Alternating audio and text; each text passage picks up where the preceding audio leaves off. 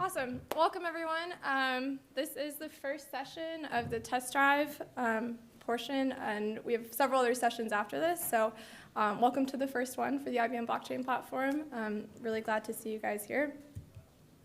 So today we're going to be talking about, in this session, unleashing the power of blockchain across multiple clouds, and really why that's important and what we do at IBM to enable you to do that. As I said, this is the first of a couple sessions, so after this, in the next 20 minutes, we'll dive into developer tools, more into our operational tools, and if you want to stick around, there's a hands-on lab at the end in which you do need a laptop, so just make sure you know that. So I wanted to talk a little bit about our story with blockchain and how we really got involved. In 2015, we had a lot of clients coming to us. They heard blockchain as a buzzword, and they're asking, what do we do? Where do we invest? What kind of protocols should we be looking at? So this is when we started our investigation. What we found when we started looking was we didn't really feel like there was a good protocol out there and a good system specifically for businesses. We didn't feel like there was anything that really focused on business needs, such as privacy, security, and scalability. So we started building on our own, and we started building something we called Open Blockchain, and later on we contributed all that code to the Linux Foundation's Hyperledger project. And that became what was known as Hyperledger Fabric. So for several years, we continued to build on Fabric, continued to contribute amongst other parties who were also helping us out. And then we realized that we really needed a platform so that clients could build super easily on top of the open source Hyperledger Fabric.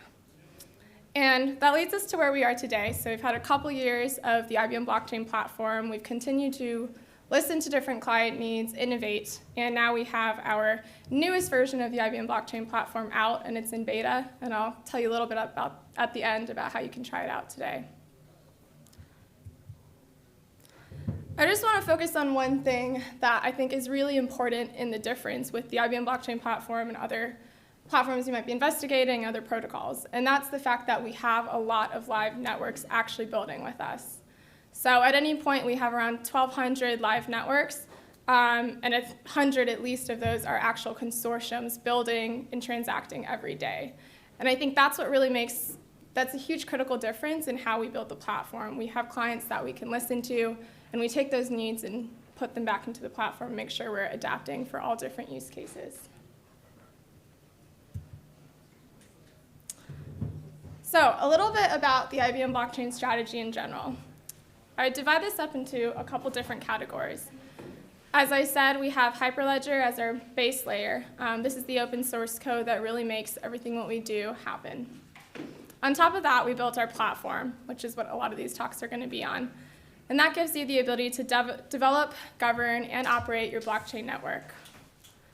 On top of that, we have solutions, and this is where we really start to address vertical industry problems. You might have heard of the food trust example, where we're putting leafy greens on one supply chain, and those are different verticals that we're addressing. And then on top of that, we have an ecosystem of really great business partners who help us make everything happen.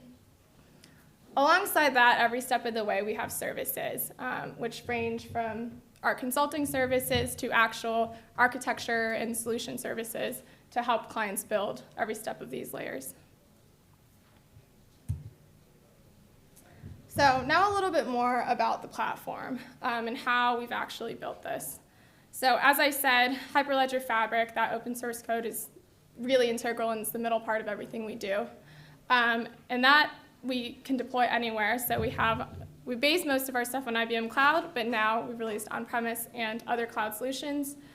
And on top of that, we have really advanced tooling for building, operating, and growing your network. And that's the critical difference, is we're trying to address clients' needs every step of these ways. Okay, so I told you we were going to be talking about multiple clouds. And let's get a little bit more into that. Why does this matter? What we've seen over the past couple years of building with clients is that there's a couple key things that we've noticed as it relates to cloud strategy. A, we're in a shift where people are moving to hybrid clouds and really trying to leverage multiple clouds for each solution. Today, 8 out of 10 businesses rely on multiple clouds, and 71% of those rely on more than 3 at a time. Additionally, with increasing focus on data control, clients have a lot of different requirements. We see GDPR come into play last year, and different privacy concerns, which impact where and when data has to be stored. And then lastly, we really believe we should be true to the nature of blockchain, and that is a distributed ledger. At the end of the day, blockchain works at scale, and your cloud provider shouldn't be the thing that impedes you from joining a certain network or being able to grow with blockchain. So I talked a little bit about these patterns that we see, and I just wanted to give you a little bit of an example about that. This tends to follow a maturity progression, but sometimes we see people starting at every step of this journey. And our first example is a contained network. This is usually a POC, someone starting in their exploration, and it's quite centralized in nature. So this might be deployed and fully managed, and again, it's often a POC network. We refer to it as contained. The second step might be a distributed network. So this is where a lot of the main components, so your CA ordering service, might be centralized in one place, but you might have distributed peers, and you start to get a little bit more of the distributed aspect of blockchain. And then third, and this is the eventual fate that we hope most blockchain networks reach, which is the network of networks effect. So you're really unleashing the power of the peer. You might have one peer connected to multiple networks and ordering services. Since we build a platform, we want to make sure that we can support every stage of this growth, and again, that you can leverage multiple clouds at the same time. So here's a sort of more real-life example of how this could look. We call this food trace net as an example, but as you see, we have one ordering service on IBM Cloud in the center, and then we have multiple CAs also connected to that. And you can see a little bit of how different business needs are met in this setup. So we have 4 organizations. The first one at the top left in orange is Beta Enterprises. This might be a IBM Cloud customer who's totally fine with keeping their peers on IBM Cloud. They're already using it, so it works for them.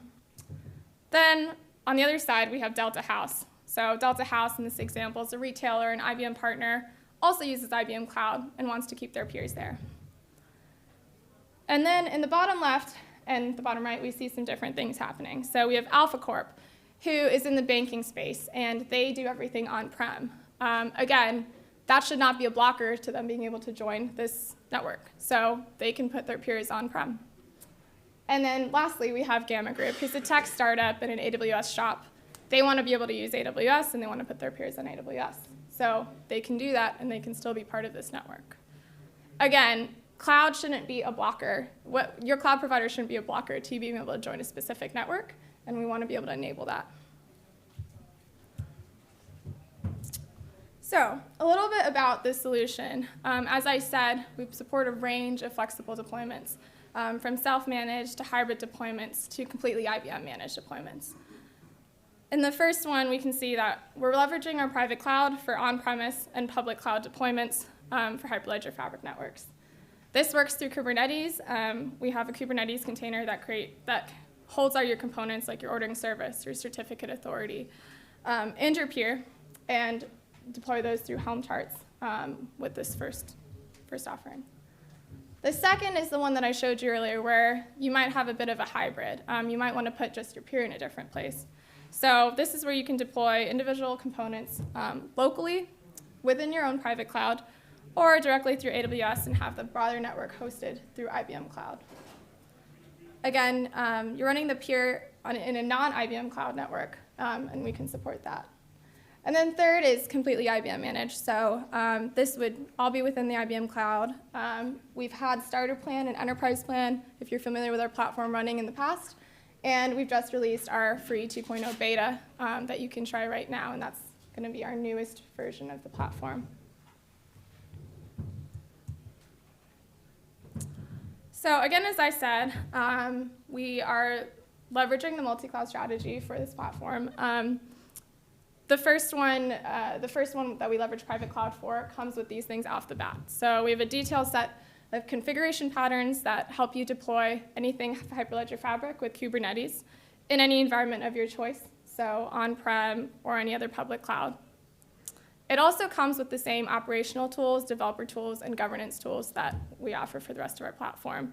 So this will help you manage, monitor, and govern your nodes across any deployment. And third, dedicated support. So Sev1 tickets, you can submit any Sev1 ticket and get 24/365 support for your deployments.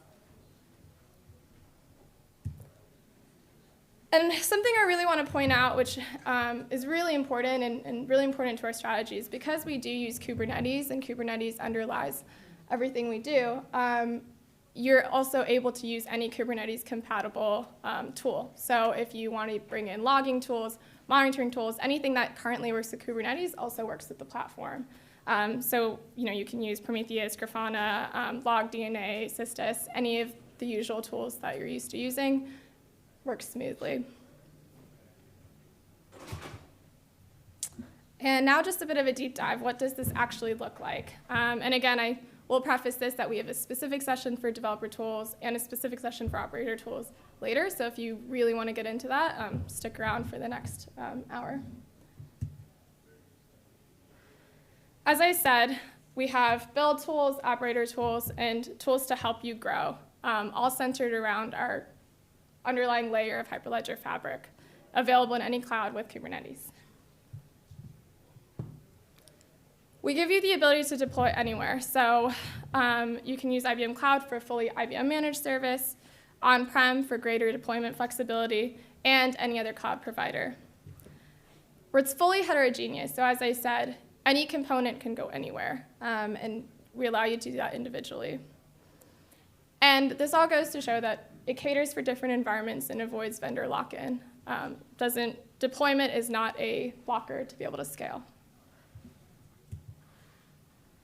For our developer tools, we've really done a lot to make sure that developers have what they need to build out their smart contracts and their client applications. So we released an extension for VS Code, which is a really popular IDE last year.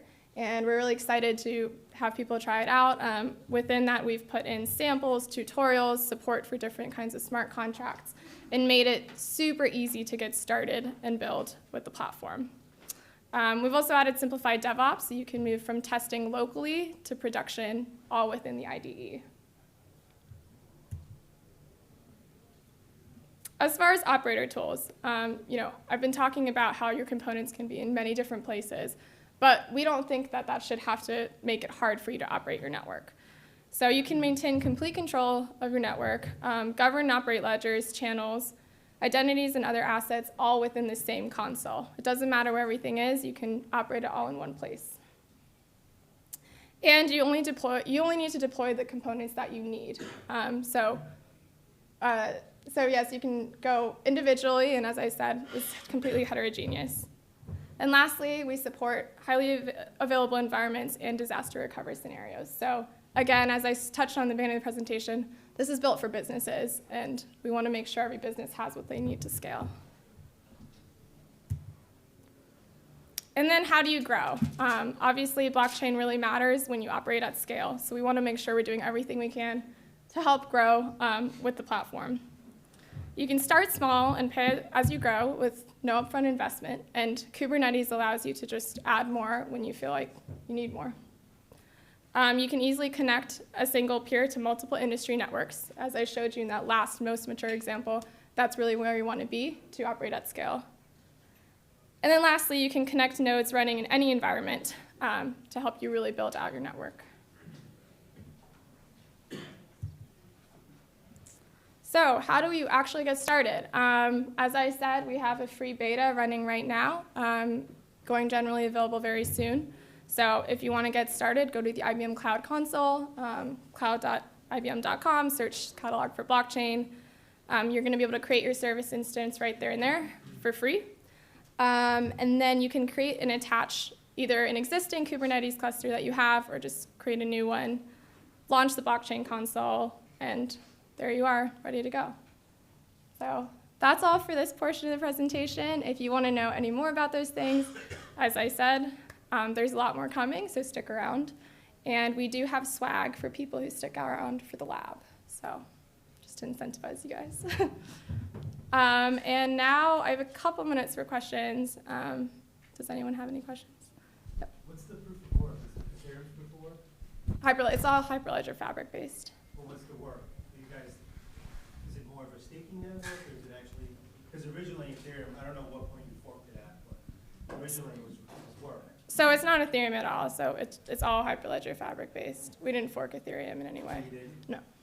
So what's the work? Is it a stake network, or? So Hyperledger Fabric is a permissioned network. It doesn't have. It's not public. Nodes? Yeah, you have peer nodes that endorse transactions. You sign them on behalf of your organization. It's a permissioned network where everyone on the network is known.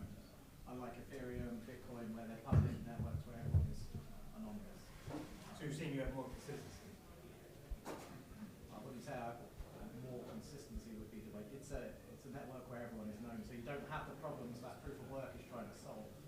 Proof of work is trying to make sure that no one can abuse the network by making you spend a huge amount of money on processing transactions in order to change the blockchain. Right, but validating nodes have centralization now. No, all the nodes are Hyperledger Fabric. So anyone can be validated nodes. Anybody can get out there. Yeah. So there's no limit to, so if the UTXO grows really large, there's no limitation to the hardware you need to validate? There are, yes. What's the TPS then? Well, it depends on how many endorsements you're doing, how many validations, how many channels, your payload size. So there's no actually a standard big, TPS, like how fast it is changing? I would actually say go out, Chris Ferris, who's That was good. community CTO with IBM, has released a blog series about performance, and you can see all the different variables and pieces. Gotcha. Yeah. We also have a lot of Hyperledger Fabric specific sessions that talk a lot more about how everything actually works, so that might be an interesting track. I think I can take one more question, and then we need to switch off. Yeah. Is this at all connected to WorldWire or stuff with Stellar or Mobility? So as I mentioned, we have this is the platform layer, and then we have different vertical solutions that IBM also helps build out. So WorldWire is one of those. There's a lot of collaboration that goes between them, but at the same time, WorldWire is a vertical solution that we provide. If you build like Food Trust Network, could you in theory connect it to that one for payments, or it's hard to do? I guess, in theory, but at the same time, you'd be solving different problems. So I don't know if there wouldn't really be a network of networks affecting connecting both of those. But I think, it's always an exploration. Okay, I think I have to switch off, but thank you so much.